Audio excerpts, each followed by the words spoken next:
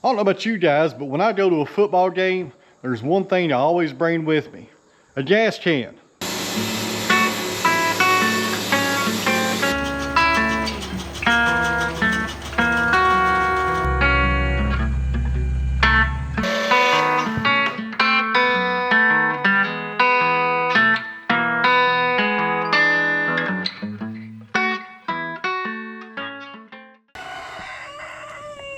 I wish you would shut up.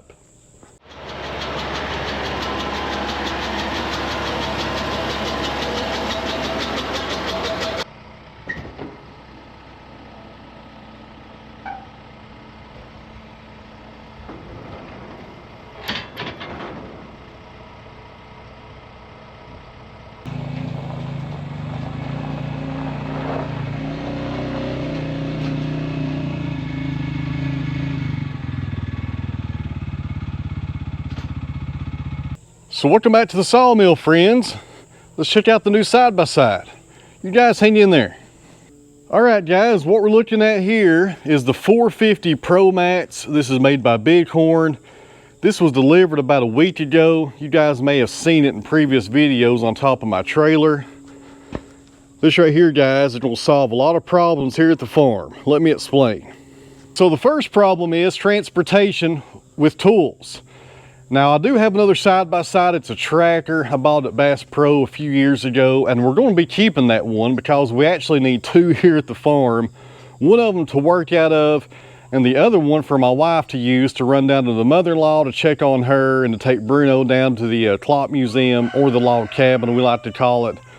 And it just made sense to have two of them because I'm in one of them all day long, and if she needs to run around and do something, it keeps her from having to walk too much, which is a good thing because it makes my life a whole lot easier. Look over that rooster up there. I tell you what, when he sees me, he starts that crowing. I don't think he likes me very much.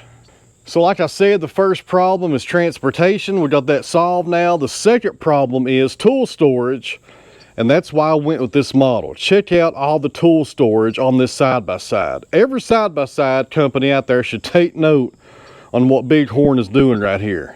Man, this is going to be nice. So here's the problem with a lot of side-by-sides, for me at least. Here's the bed. You put your tools back here, and guess what? They roll around. There's nowhere to put them. It's got a nice bed on this right here. I got a toolbox right there with my grease kit, but it rolls around. I guess you could put some straps back here, but stuff like this, I mean, what are you going to do? Strap this down by itself or put Velcro on it or something? I don't know. It's aggravating. You got parts back here. I got tines for my hay rake. You just kind of throw them back here and everything's just a mess. It rattles around when you're driving around and there's no organized way to store it. Well, Bighorn has solved that problem. So over here on the 450 Pro Max, we'll talk about that bed here in just a minute. That's another nice feature. It has toolboxes. Open up this latch under the bed. Check that out. So you got a nice big toolbox right there, and the one on the other side is bigger than this one. And this one isn't too small. It goes in there pretty deep. So over here on the other side, you have another toolbox. Open up this latch right here. Go the right way with it. And looky there, that one right there is probably double the size of the other one. That must have been in there for shipping, I guess. That right there, friends, is a nice feature because you can put your tools in here, your spray cans, your WD-40, your grease, all that stuff, and have a nice organized place to store tools, tractor parts, whatever you want to put in here. That is extremely nice. That's one of the reasons I picked this side-by-side, is because of these toolboxes. That's actually the main reason I picked it, to be honest with you. Now, another great feature on this side-by-side is this 5-foot flatbed right here, guys. It holds just under 1,000 pounds. These sides will come off of it, including the tailgate, and you have a true flatbed if you need it. It's another nice feature. It has a receiver hitch right there. You can pull a trailer with it. I think you can pull about 500 pounds. Has the lights. No doors, which is good because I hate doors on a side-by-side. I think they get in the way. Comes standard with mirrors. It's got a nice top on it. Let me see what else. It does have a windshield. That's in this box right here, and it folds down out of the way in case it's a hot day and you want the wind to cool you off. Really nice side-by-side, tons of features right here. It's four-wheel drive. Has your lights right there, your turn signals, your gear shift. You know, it's automatic as far as the transmission goes. Got some storage right there I didn't even see earlier. Got a 12-volt outlet. And over here on the front of it, it has something my other one does not have, and that is a winch. That's real handy right there as well. And also, real briefly, it's got a bench seat right there. This lifts up, and there's also tool storage under this, and there's a few tools over there on that side that Bighorn sends with you. There's your cap for your gas. I think it holds probably 5 gallons or so. I filled it up a few minutes ago. This is a latch right here. This bed will dump if you need it to. And like I was saying, all these sides do come off, so you have a true flatbed for transporting lumber, fence post, or whatever you need to do. Look over the rooster in the background. He knows when I video, and he likes to holler in the background to mess up the audio, but I'll get the last laugh on him. But anyways, guys, the main reason I went with this ProMax are the toolboxes. But the plans on this side-by-side, friends, I'm going to make it a service truck. We're going to put an air compressor in it, portable power unit, basic hand tools, tow wraps. I mean, anything you can think of that you're going to need every day at a farm, I'm going to try to put on this side-by-side. An axe, a jack, all kinds of stuff. That way, if I have a breakdown or I need to work on something, I'll have my tools with me at all times. Now guys, on previous videos, I'm sure you've seen me stop working on stuff and have to get in the side-by-side and drive all the way back up here to the shop to get one tool. Well, no more. I'm going to buy duplicates of every basic hand tool that I have up there at the shop, and an impact driver, all kinds of stuff, and put everything in this truck right here so I have everything with me all the time, which saves time.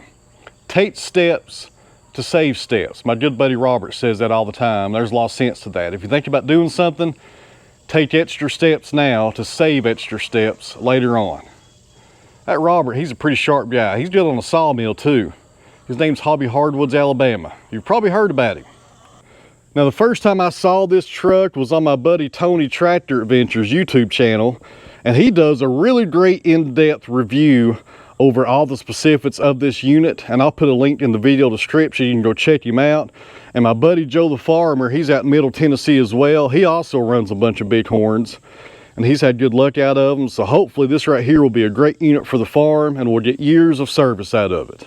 And real fast here, friends, this video is not sponsored by Bighorn. They're not paying me to tell you guys about this, but if you're interested in them, my local Tractor Supply sells these, and we also have 2 dealers over in Bristol, Tennessee as well that sells these now. So if you look around, you probably won't have no trouble finding one. I'll leave a link down below to the Bighorn website. You can do a dealer search and go check one out, because this right here is a brand new unit, and I don't think they're going to last long on the lots, guys. When people start seeing these flatbeds and these toolboxes, I think they'll pick them up pretty fast. That's why I did. Before we get to work, let me put a few things in the bed. I'll get this windshield out of here. I'll put this in later. Got our grease gun kit right here. It's got everything I need to grease up all the machines. I went over that kit in a previous video. My 3/8 socket set, and this is a little too big for those toolboxes under the bed. And one of these ratcheting cargo bars should, if you turn it the right way, hold everything in place. All right, guys, a small change of plans. I just got a phone call, and I got some red oak logs that are headed this way, and they should be here in about 5 minutes. Let's go down to the log yard and wait on Greg. You guys hang in there.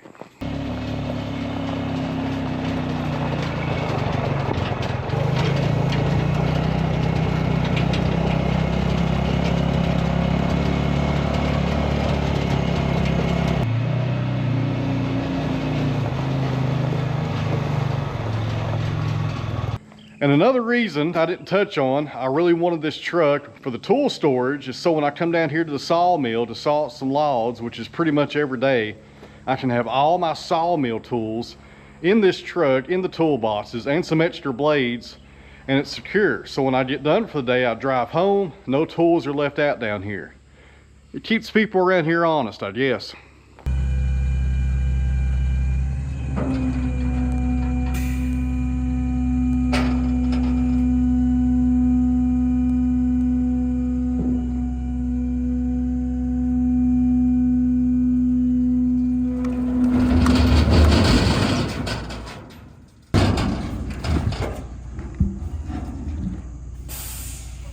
All right, guys, so check this out. Got in some red oak.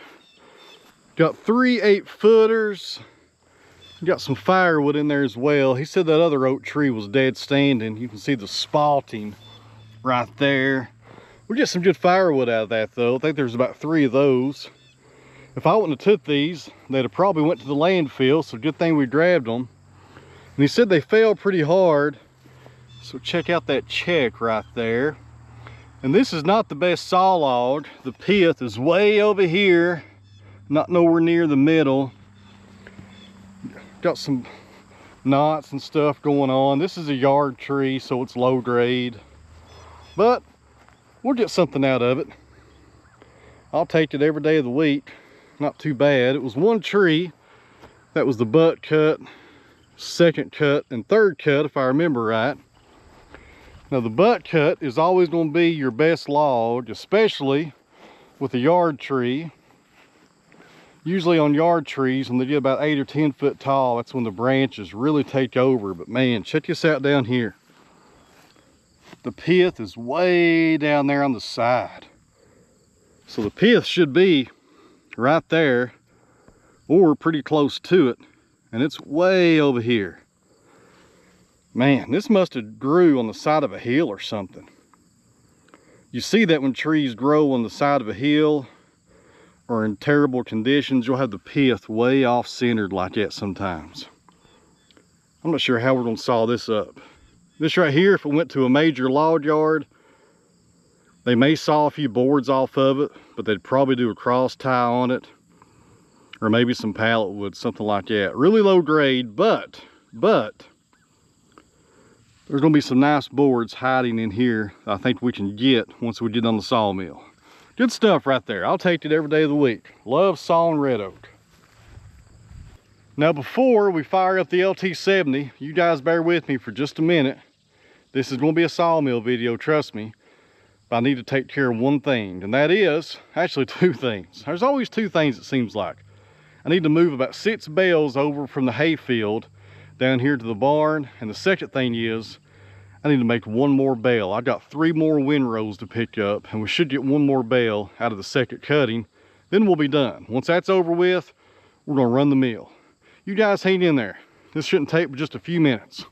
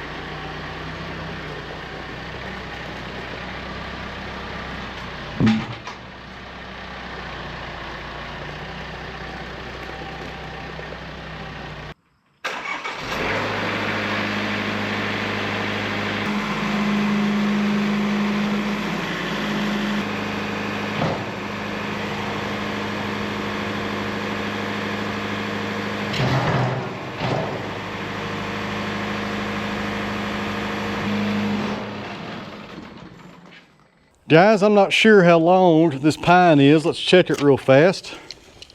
I need 12 footers for my dunnage. 14 would be better. 14 and a half. And we're doing 6x6s, so I need at least a 9-inch diameter. And we're in good shape right there, just over 12. All right, friends, this is pine, and I'm not sure if it's yellow or white. I'm leaning more toward yellow, but I won't be able to tell until the opening face cut because the bark's gone. This came from a logger about 2 months ago. I got a whole truckload of these pines. They were weathered, been on the ground for a good amount of time. We're gonna do a 6x6, do 2 of these today, and this is gonna be dunnage for the log yard so we can put logs on top of it to keep logs off the ground. Now, if you guys remember in the first video when we started moving the logs down here, we did some 6x6s, and I used that Shoshuji bond method, I hope I'm saying that right, to burn them to make them last longer. I don't think it's really gonna make a difference. I don't think I'm gonna burn these, but I am gonna put some flagstone, some real thin flagstone rock. I think it's about 1/4 of an inch thick, probably 3 or 4 under each one, just to keep it off the ground a little bit, just to, you know, make it last a little bit longer. But it's probably all I'll do to it. I doubt I'll burn every one of these. I don't think it's worth it. I think the money and the propane cost weighs out the advantage of doing it in something like this. They should last a decent amount of time, because when they do rot away one day, and they will, I'll just replace them. I get pine like this all the time from Tree Services, and I don't pay for it because it's so small. You know, you wouldn't ever buy a log like this most of the time unless you was in bad need of logs. So when stuff like this, you get it in, you get it for free, use it for dunnage, and it's a good use for it. Now, I know I said earlier I was gonna move some hay bales around. I think I'll wait till later to do that because it's so hot right now. Terribly hot in Tennessee today. It's about 91 degrees and it's almost September. On the Sawmill, we got a Joe Maine Silvertip Turbo 7. If you want to try those blades out, call Joe Maine. His cell phone number is always down in the video description. Go ahead and warm up to 70. And somebody mentioned in the previous video, maybe it was 2 videos back, I can't remember. They talked about this wall back here and all the heat that would come through it. And there's some truth to that. When you stand back here and saw and this gets hot, man, the heat just radiates right on top of me. So I'm gonna do some spray foam insulation, probably right here, and box that in.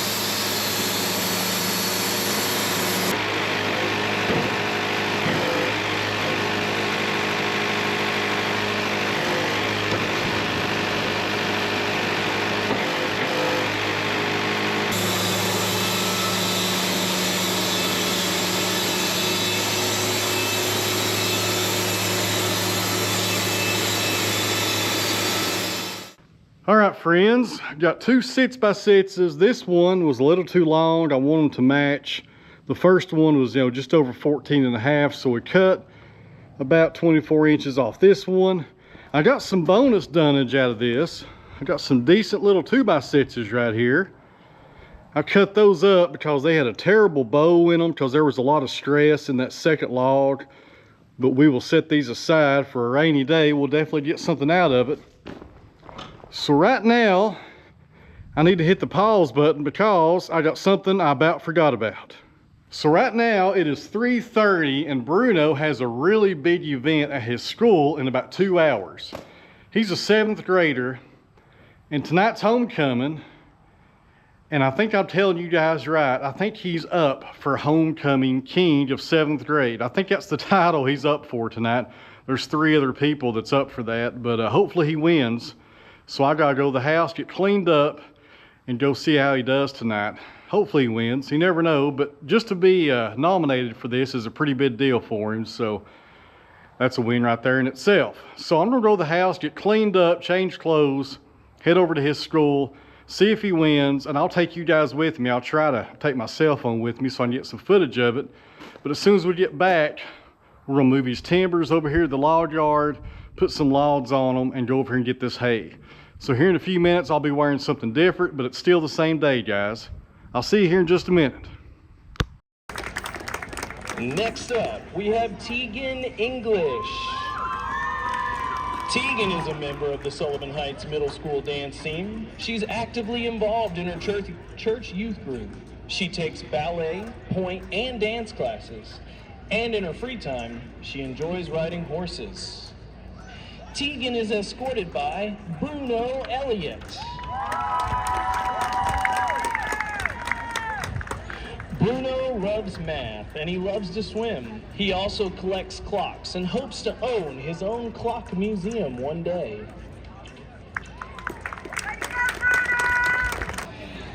And now for our 7th grade Prince and Princess. Bruno Elliott and Tegan English.